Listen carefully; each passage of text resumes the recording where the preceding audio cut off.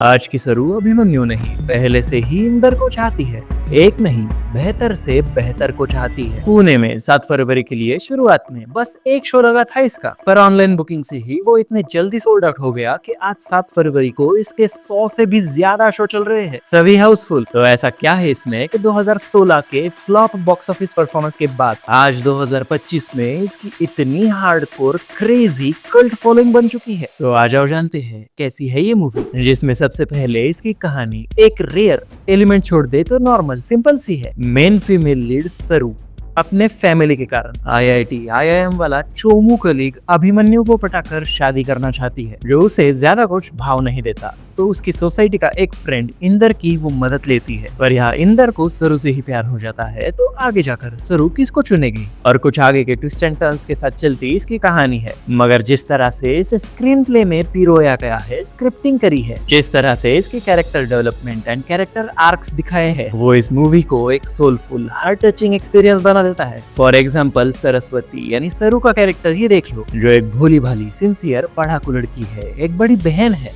जो लाइब्रेरी में जॉब करती है। उसके खुद के कुछ ज्यादा एम्बिशंस नहीं है, बस अपनी फैमिली को खुश देखना चाहती है। पर इन रिटर्न उसे दुनिया से क्या मिलता है? तो एक छोटी सगी बहन जो उससे नफरत करती है, क्योंकि बड़ी बहन सरू की शादी होने से पहले वो अपने लवर से शादी नहीं कर सकती। और उसके बाद एक फादर जो कभी प्यार से नहीं बोलता, कभी प्यार नहीं दिखाता, पर extremely strict rules and regulations वाली टॉक्सिक पेरेंटिंग में बच्ची को बांध कर रखता है। और बस एक के बाद एक सरू की शादी के लिए यनाराय रिश्ते लाते रहता है, जो सारे ही सरू को एक के बाद एक रिजेक्ट करते रहते हैं उसकी इंट्रोवर्ट एंड थोड़ी भोली पर्सनैलिटी के कारण, जो पर्सनैलिटी इवेंचुअली रिजल्ट है बाप की ओवरली ऑपरेसिव पेरेंटिंग का। तो ऐसी बहन, फादर, ऑफिस में बुलिंग करते कलीग्स, इस सब के अपोजिट एक अकेली सरू से सबसे ज्यादा प्यार करती उसकी माँ, क्योंकि माँ तो आखिर माँ होती है। तो इस कैरेक्टर डेवलपमेंट से ये मूवी मेन फीमेल लीड के कैरेक्टर को एक ऑपरेस्ड सोल के रूप में एस्टेब्लिश कर देती है, जो एक्सट्रीमली रिलेटेबल फैक्टर है इंडिया की बहुत सी एक स्पेसिफिक सेक्शन की लड़कियों के लिए, जो लड़कियां इंट्रोवर्ट है,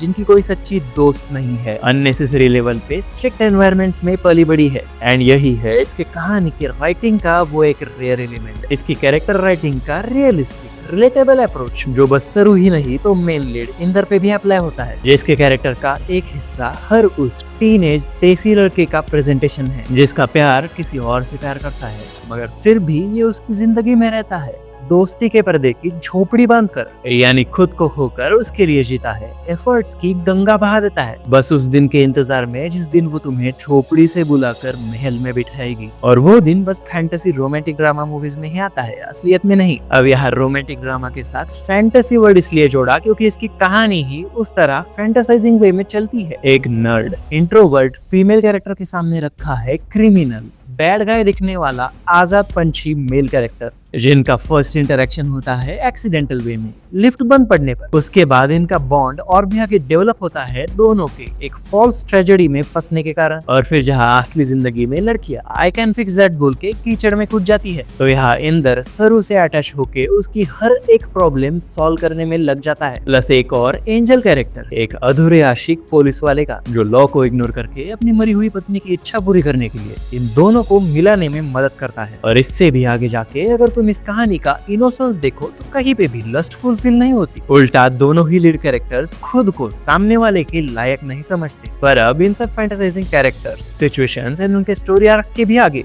चैनल को सब्सक्राइब एंड वीडियो को लाइक कर देना, जस्ट किडिंग, नहीं मतलब कर देना। पर इन सब के भी आगे आते हैं इस मूवी के डायलॉग्स, उनको प्रेजेंट करते एक्टर्स की एक्टिंग परफॉर्मेंसेस, और पर्दे के पीछे से इनको साथ देता इसका सोलफुल म्यूजिक। इन तीन चीजों के बिना शायद इसकी कहानी के राइटिंग का ब्रिलियंस फेल कर जाता, पर इन तीनों ने अपने एक्सेप्शनल इम्पैक्ट से सीधे थिएटर का पर्दा फाड़ दिया और मुझे इस मूवी की दुनिया में स्क्रीन के उस पार खींच लिया। जिसमें डायलॉग्स की बात करें तो इसके one liners extremely meaningful one liners, जैसे फॉर एग्जांपल एक ट्रेजिक सीक्वेंस के बाद सरू इंदर को सॉरी कहती है, तो इंदर पूछता है सॉरी क्यों, तो सरू कहती है सॉरी, बस सॉरी। यह भी तुम्हें नॉर्मल लग रहा होगा, पर मूवी देखते समय इतना डीप मीनिंग कन्वे करता है कि ऐसा लगता है भाई ये कितनी टूटी हुई, कितनी दबी हुई लड़की है, क्या हालत है इसकी। और बस इसके ही नहीं तो इंदर प्लेड बाय हर्षवर्धन, इनके भी ऐसे ऐसे डायलॉग्स है, जैसे एक फेवरेट बोलूं तो लिफ्ट के अंदर से इंदर कहता है हाँ कर दो, और उस समय उसकी आंखें, उसका फेशियल एक्सप्रेशन, बॉडी लैंग्वेज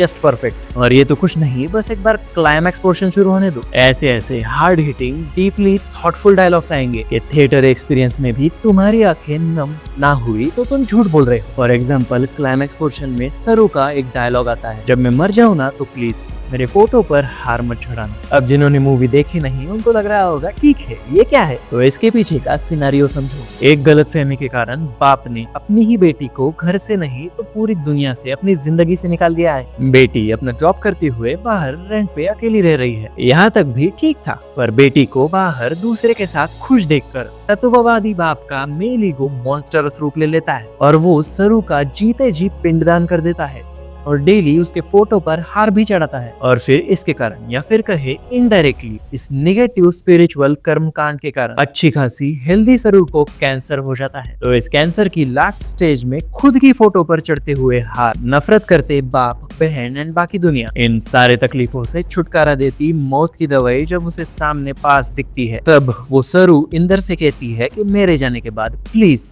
मेरे फोटो पर हार मत चढ़ाना। और अब इन कैरेक्टर, एक्टिंग, परफॉर्मेंसेस, डायलॉग सभी को एक नहीं पूरे 10 लेवल ऊपर चढ़ा देता है इस मूवी का म्यूजिक। चाहे वो गाने हो या फिर बैकग्राउंड में यूज किया गया म्यूजिक या फिर गानों का सेगमेंट, जैसे सरू की डेथ के बाद सडनली बजता हाले दिल गाने का मेल वर्जन और कहानी के सर्कल को कंप्लीट करता हुआ उस फूलों के पेड़ के नीचे का आखिरी डायलॉग तुम्हारी कसम, इसके बाद आने वाला सनम तेरी कसम गाने का तेरे बिन नामुमकिन वाला पोर्शन। वैसे इस मूवी के गाने तो मुझे बचपन से ही पसंद थे, पर आज स्टोरी के रेफरेंस में इन्हें सुनने के बाद ये बस ऑडियो नहीं तो रिपीट मोड पे वीडियो के साथ देखने का मन करता है। पर भाई तुम मत भूलना, आज की सरू अभिमन्यु नहीं, पहले से ही इंदर को चाहती है, एक नहीं बेहतर से बेहतर को चाहती है। पर आखिर में कितना ही चौमुख क्यों ना हो, इतिहास मिटा के घर अभिमन्यु के साथ ही बसाती है। तो कमेंट सेक्शन में बताना ये मूवी तुम्हें कैसी लगी, एंड अभी तक बाकी हो तो चैनल को सब्सक्राइब कर देना एंड वीडियो को लाइक करके शेयर भी कर देना। मिलते हैं कमेंट सेक्शन में।